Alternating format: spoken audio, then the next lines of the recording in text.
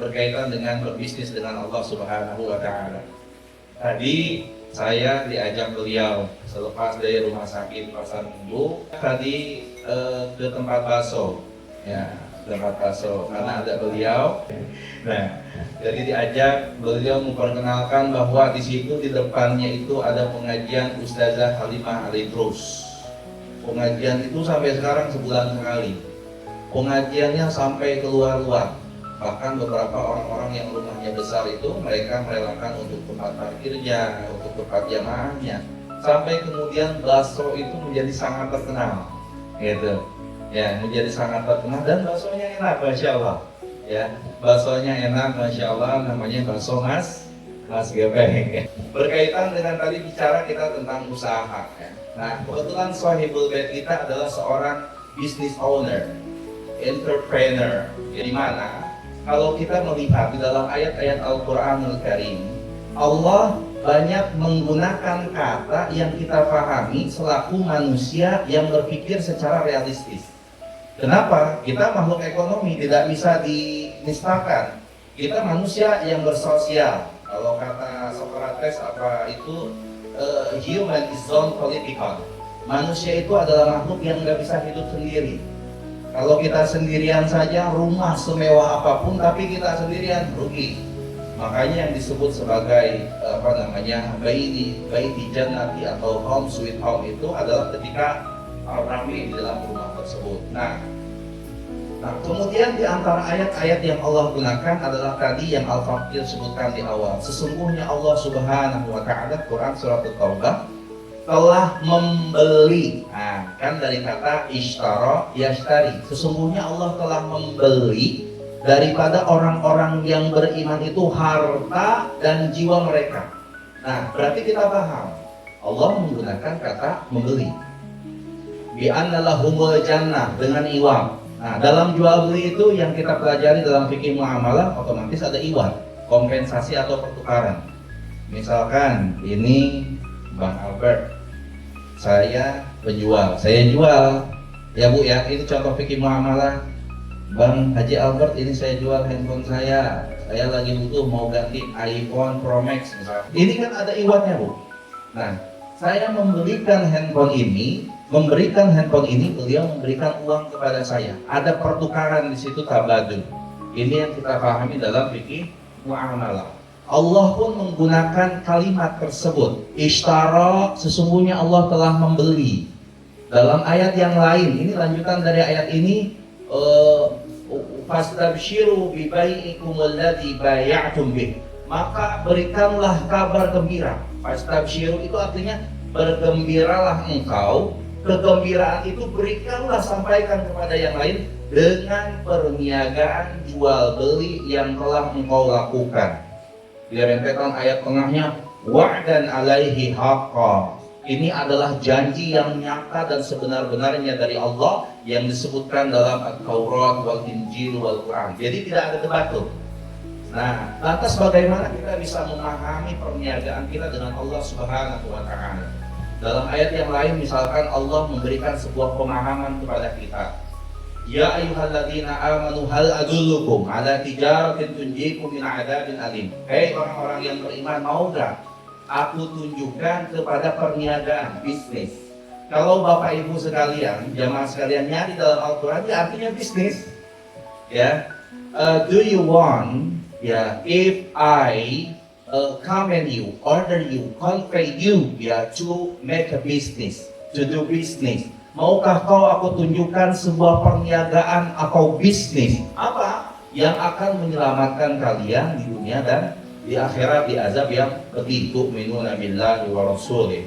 Bahkan Allah Subhanahu wa Ta'ala di dalam Al-Quranul Karim menurunkan tanazzul akan asmanya dan keagungan Allah Subhanahu wa Ta'ala, sampai Allah menyebutkan alladzi yuqridullaha qardan hasana. Kita itu kan makhluk Allah, Allahu khaliquna, tetapi Allah mengatakan siapa yang meminjamkan kepadaku dengan pinjaman kebajikan, nah qardan hasana, maka dia akan dilipat gandakan dan mendapatkan pahala yang besar. Walaupun dalam konteks sekarang ya qardul hasan itu digunakan dalam sistem perbankan. Ya. Nah, sehingga dari sini kita melihat Allah menggunakan kalimat-kalimat tersebut agar kita paham. Kita orang yang beriman tentu akan memahami ayat ini. Oh, Allah menurunkan kalimat tadi bahwa setiap perniagaan itu menghasilkan keuntungan. Nah, namun kita harus lebih memahami ayat ini dibanding dengan orang-orang barat memahami. Ya. Nah, ini orang-orang barat memahami bahwa sesuatu itu kalau kita memberikan, ya, ketika saya memberikan lalu apa yang saya dapatkan? Gitu. Saya memberikan kepada Bang Albert sesuatu. Apa yang akan saya dapatkan dari dia? Berpikirnya seperti itu, duniawi dia. Nah, lantas pikiran kita, orang-orang yang beriman jangan mentok di situ. Sehingga kaitan kita selalu berbisnis dengan Allah Subhanahu wa taala. Makanya di dalam fikih muamalah itu dikenal akad itu ada akad tijari, ada akad tabarru'. Tabarru' itu kita sebut sebagai sosial. Tijari itu adalah bisnis. Ya, Ustaz Nasrul melakukan proses pembelian misalkan ya satu ton misalkan barang dari produsen, maka kemudian itu melakukan itu adalah tijari. Kemudian beliau bekerja sama dengan para reseller. Nah, tapi kemudian kita jangan terbatas di situ karena sangat rugi sekali. Bisa jadi pemikiran kita pemikiran orang-orang yang rasional, yang empiris, yang tidak memahami bahwa setiap hari kita berbisnis dengan Allah Subhanahu wa taala. Contoh misalkan, kita ini kan sedekah.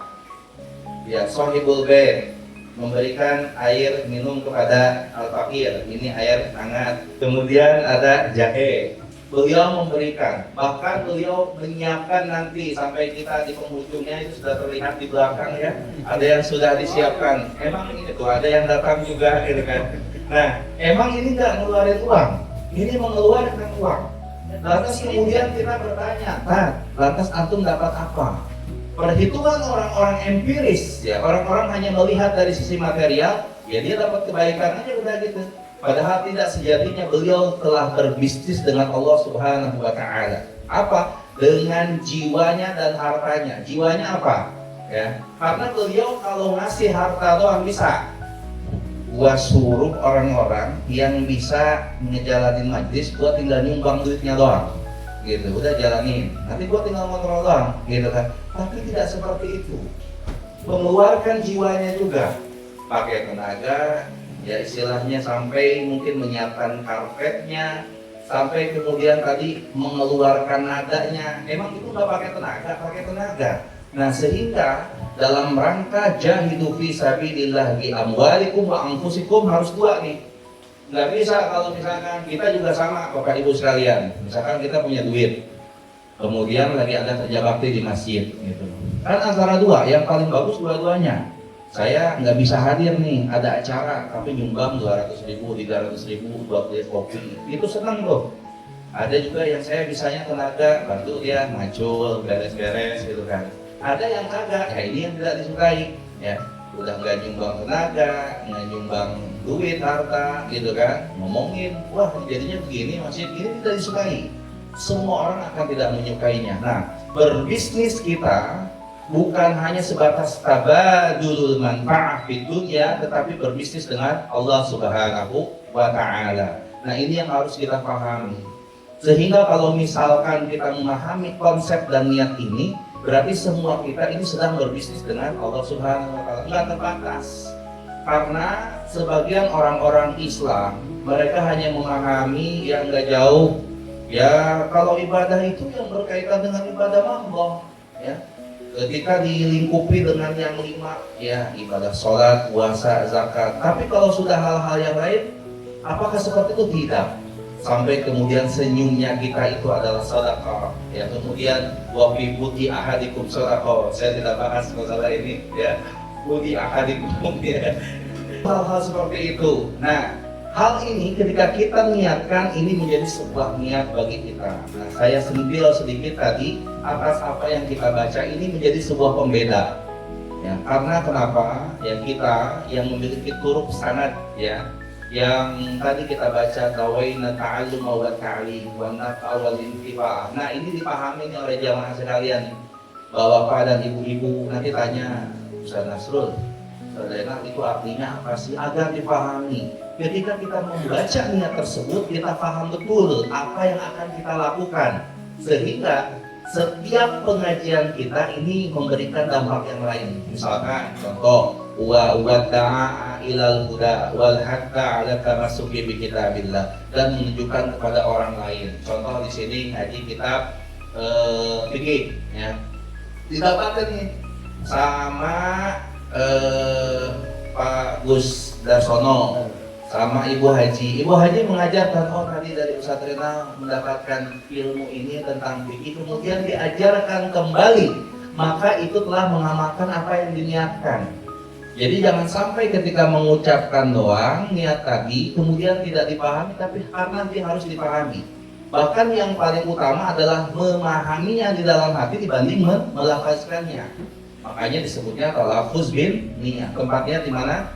Tempat niat ada di dalam hati dan kemudian pengamalannya. Nah, itu yang paling utama. Sehingga apa yang kita lakukan di sini sejatinya berbisnis dengan Allah Subhanahu wa taala.